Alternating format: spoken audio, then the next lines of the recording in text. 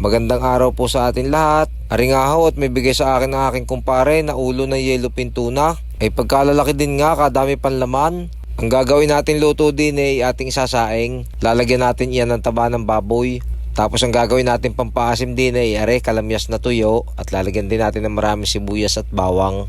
At garni ang ating gagawin bago natin isaing. Ang una muna nating ilalagay sa kasirola ay kalamyas na tuyo.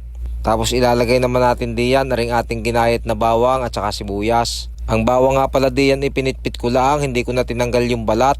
Yan ay 2 ulo na malalaki, tapos 3 sibuyas na malalaki ginayat ko. At pagkatapos naman dyan ay ilalagay naman natin aring taba ng baboy. Ang ginamit natin taba ng baboy dyan ay pisngi ng baboy para mas masarap. At pagkatapos naman nating ilagay ang lahat ng iyan ay isda naman ang ating ilalagay. Ang gagawin naman natin diyan ay ating babalutin ng dahon ng saging. Babalutin natin yan para hindi siya maghiwa-hiwalay pagka niluto. At saka para hindi rin madurog pagka sinandok. Pagka iyan ay walang balot na dahon ng saging at sinandok nyo ay naghihiwa-hiwalay. Nahiwalay yung mga yangit-yangit hanggang sa madurog na. Kaya mas maganda babalutin nyo ng garne sa dahon ng saging. Kung kayo nga pala mga boss magsasaing ng isda ng kagaya nito o kahit paanong isda ang inyong isaing, para maging masarap ilalagay nyo ng taba ng baboy dyan sa ilalim ng kaserola bago nyo ilagay yung inyong isdang isasaing ng kagaya niyan. Diyan nga ay naipatas na natin ng ayos aring ating pangsaing na isda, yung ulo ng tuna na are. Tapos ang natira nating kalamyas na tuyo at saka yung mga sibuyas at bawang ay inilagay natin diyan sa ibabaw.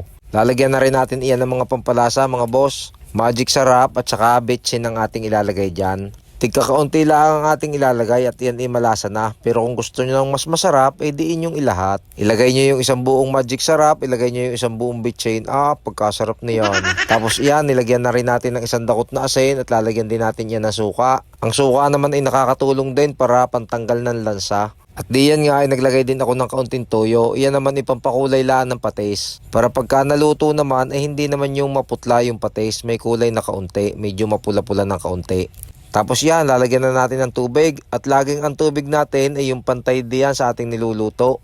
Para maganda ang pagkakaluto at lahat iyan ay nakukuluan. Para habang naiiga ang patis ay natiim ang lasa at nalambot ang isda. At lalagyan din natin iyan ng siling green o siling kinumpas o siling panigang. Yan ay nakakatulong din na pampasarap at saka nakakatanggal din iyan ng lansa. So unang luto muna, ilalaksan muna natin ang apoy at pagka yan inakulo na, tsaka natin pahihinaan. At sa parting iyan ay siguro yung mga nasa mahigit ng 1 oras natin niluluto o pinakukuluan. Kaya ang gagawin natin diyan ay atin titikman muna, titimusan muna natin kung ano ang lasa. Para pagka may kulang na alat o kulang na sarap ay di atin dadagdagan na laang. Ari nga pala mga boss hindi ko na pakakatagalan ng luto. At gawa ng ari naman ulo ng tuna ari madaling lumambot. Pero ang mga tinik na hindi na masyadong mapapalambot.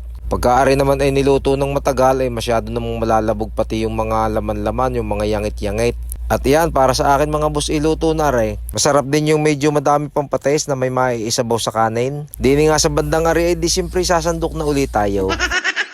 Ay tingnan nyo ang itsura, kaganda ng pagkakaluto. Kaya kahit sandukin nyo hindi siya madudurog o maghihiwa-hiwalay gawa ng nakabalot sa dahon ng saging. Sa mga gusto pong magluto ng ganito pwede nyo po rin gayahin. Kahit ano pong isda ang inyong isaing ganito din lang ang proseso ng pagluluto. Ay subukan nyo, kasarap naman. Kahit sa bahaw tapos pipisaan nyo ng kamates, sili, At mas masarapan niyan ay kayo magtimpla ng kape habang kumakain, kayo hihigop ng kape. Ay siya, talaga naman, iwan ko na lang kung hindi maparami talaga ang kain. Ay siya, hanggang dito na lang uli at maraming salamat. God bless po.